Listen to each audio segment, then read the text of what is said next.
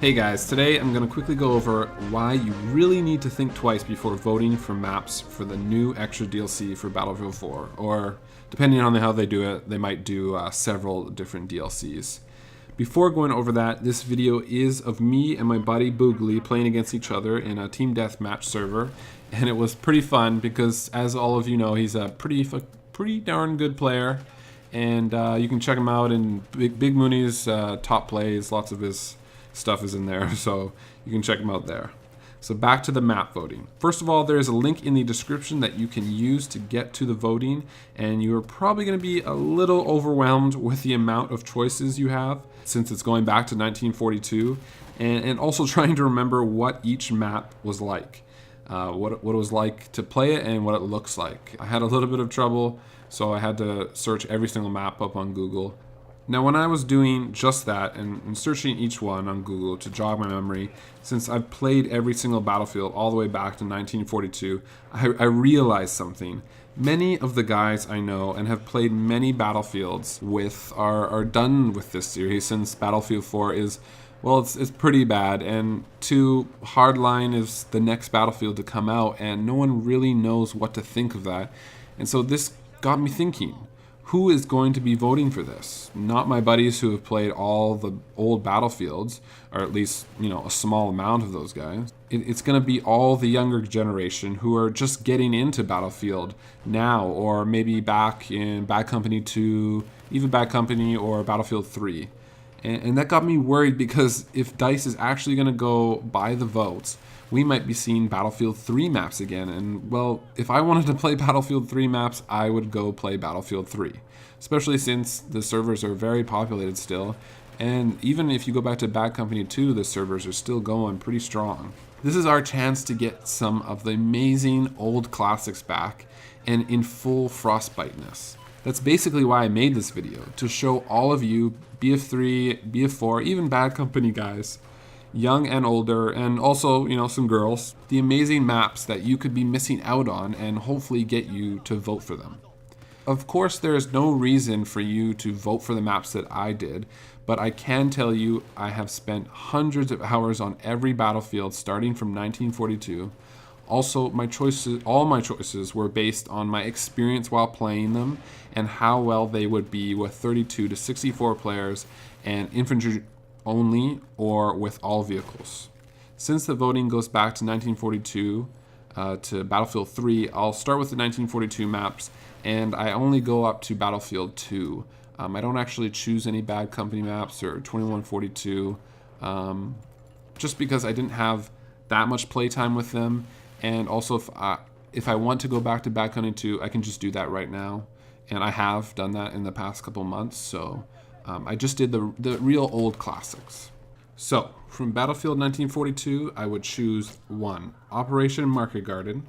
It's an awesome infantry and tank map.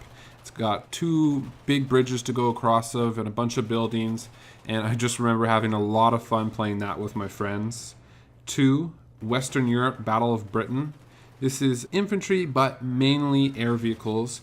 The Germans start out in a small uncap where all they have is air vehicles, and they have to fly a pretty decent distance over the ocean. So I think it's just the channel or whatever in between, I'm guessing, France and England. Their main goal is they have to destroy satellites or radio towers and a huge factory.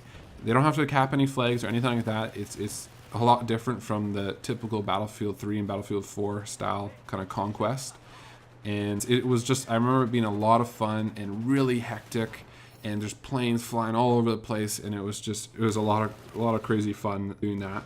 Number 3 would be Stalingrad. Very infantry focused with few vehicles, but again, I'm an infantry guy, so that's an awesome map, especially with all the blown up buildings. And number 4 would be Tobruk. I think that's right. It's kind of like Omaha Beach, which is another good one, but mainly just infantry, and it's on the beaches with bunkers and stuff, and I've always liked those kind of maps, so that's definitely another one I would choose. From Battlefield Vietnam, I would choose Fall of Saigon. All I can say about this map is I had a really, really good time playing it with all my buddies, at internet cafes and bringing all our computers together in one house.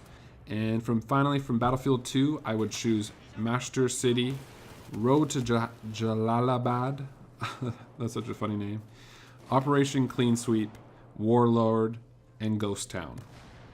All of these maps are very, very well designed, and I wouldn't change a thing about them. Perfect for all game modes and both infantry lovers and vehicle lovers. Finally, if it came down to one map, I would pick Ghost Town.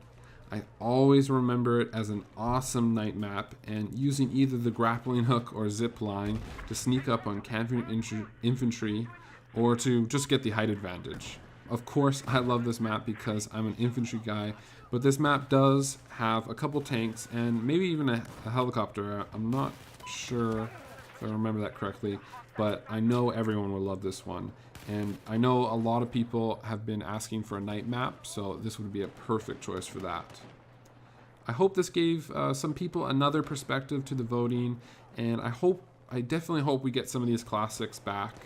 I'm not sure if they chose the maps already, since I did hear something about maybe they have already done the choosing for the maps that they're gonna do, since if they want to do all these maps, it's gonna take a little bit of time to get them up to par. Finally, you can check out another video in the description below where Battle Nonsense, another great YouTuber, goes a little bit more in depth into the Battlefield 2 maps and bringing them to Battlefield 4. So definitely check that out. It's been great talking to you guys about this. It was a lot of fun looking up all these maps and revisiting my memories of the good old days playing Battlefield 2 and 1942 and Vietnam and all the classic maps. And I really hope they bring some of these in the next year to come, and I hope you guys get to experience them for those who have never played those battlefields before. Thanks again for tuning in, and have a great one, guys. See you later.